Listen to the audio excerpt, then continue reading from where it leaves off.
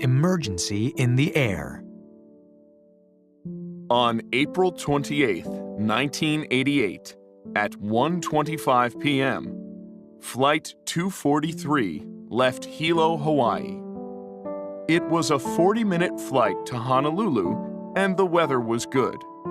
The 89 passengers were in their seats with their seatbelts on. At 1:40, the plane reached 24,000 feet, and the three flight attendants started serving drinks. Suddenly, at 1:45, there was a loud noise. Mr. Denon, a businessman, was in a window seat in the back of the airplane. He looked at the front of the airplane and saw a big hole. "A third of the roof was gone," Mr. Denon said.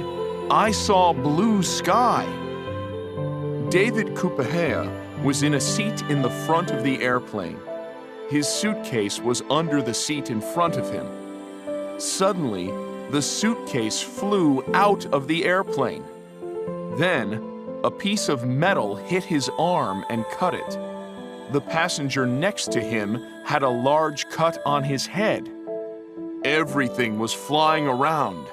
Books, paper, money, said passenger Stanford Sampson.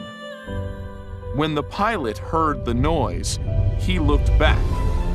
The cockpit door wasn't there, and he saw blue sky above the passengers. The first 18 feet, 5.5 meters, of the airplane behind the cockpit were completely open. Only the floor and the passenger seats were still there. The pilot decided to put the airplane into a fast descent. They were close to the airport on the island of Maui, and maybe he could land the airplane there. At 1:58 p.m., the pilot made an emergency landing at Kahului Airport in Maui. The passengers couldn't believe it. They were safe on the ground. What caused the emergency?